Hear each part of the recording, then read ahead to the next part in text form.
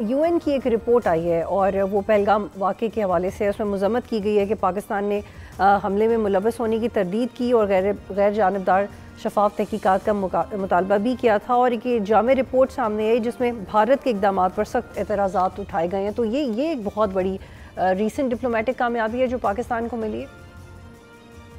ویسے یہ بڑی اہم بات ہے کہ جو پاکستان کا ایک موقف ہے، جو پاکستان نے موقف اختیار کیا تھا پہلگام کے حوالے سے کہ جناب آپ فیکٹس پر بات کریں، حقائق پر بات کریں، نہ کہ الزامات کی بنیاد پر بات کریں.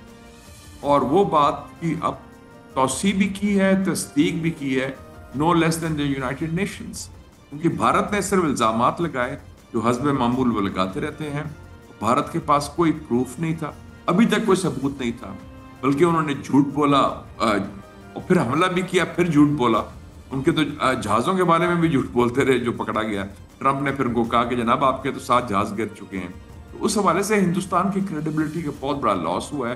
اور میں سمجھتا ہوں پاکستان کی ایک سیاسی، سفارتی اور اخلاقی اور قانونی فتح ہوئی ہے، کیونکہ ہمارا موقف حقائق کی بنیاد پر تھا، فیکٹس کی بنیاد پر تھا، اور وہ موقف یونائٹڈ نیشن نے بھی تسلیم کیا. So that's very positive for Pakistan.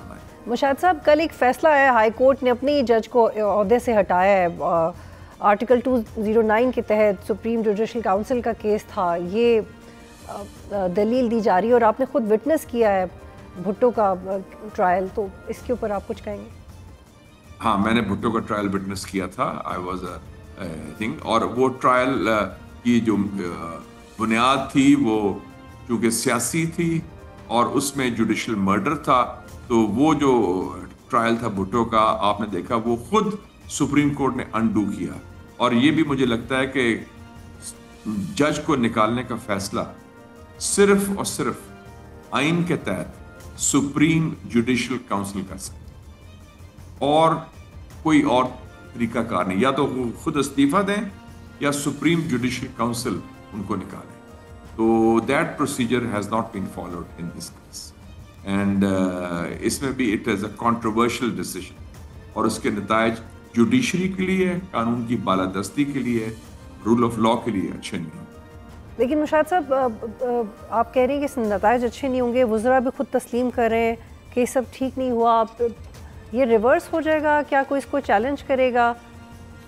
اور یہ انپریسیڈنٹڈ ہے. جب کوئی فیصلہ ہوتا ہے جس کی بنیاد قانون نہیں ہے، جس میں اور کوئی اثر اسوق ہوتا ہے یا اور کوئی فیکٹرز آئے تھے، آپ دیکھیں کہ بھٹو کی پھانسی کا فیصلہ کبھی پریسیڈنٹ نہیں بنا، کسی نے کوٹ ہی نہیں کیا. سملرلی میں ابھی ایک اور مثال دیتا ہوں، میاں صاحب کو نکالنے کا فیصلہ اقامہ کے تحت کسی نے تسلیم نہیں.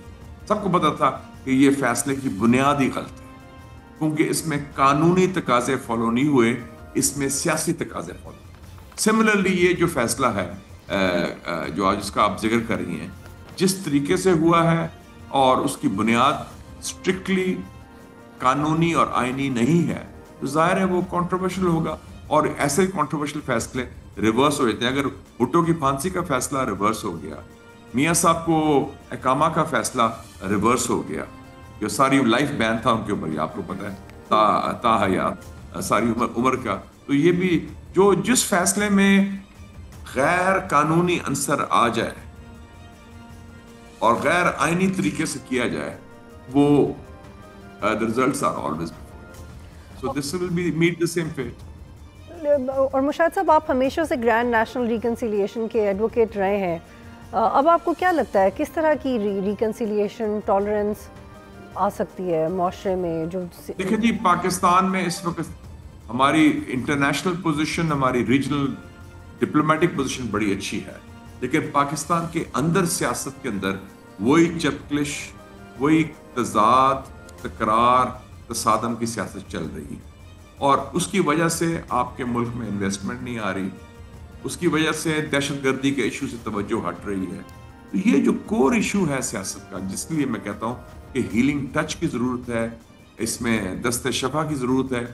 اور چاہے مسنگ پرسنز ہوں یا سیاسی قیدی ہوں، ان کو آپ کو ریلیز کرنا چاہیے. اور جمہوریت کی گاڑی چلتی ہے 2 پہیوں سے، ایک ہے حزب اقتدار، دوسرا ہے حزب اختیار. تو اگر صرف آپ سمجھتے ہیں کہ اپنی منمانی سے کام چلے گا، وہ کام نہیں چلے گا. Pakistan is not an African country اور کسی اور ملک کے ایسے چلائیں. تو ہمارے ہاں ایک کلچر ہے، ڈیموکریٹک کلچر. پاکستان خود جمہوریت کی پیداوار ہے. Quaid Azam was the biggest Democrat, اور اس میں سمجھتا ہوں کہ یہ ابھی بھی اچھا موقع ہے، بلکہ بڑا نادر موقع ہے کہ ملک کو جوڑنے کا. جب ہندوستان کی جاریت ہوئی تھی پوری قوم اکٹھی ہو، کیا حزب اختلاف ہو، کیا حزب اقتدار ہو، کیا پی ٹی آئی ہو، کیا پی ایم ایل این ہو، کیا پی پی پی. سبسکرائب کریں اور بیل دبائیں تاکہ کوئی خبر رہ نہ جائے.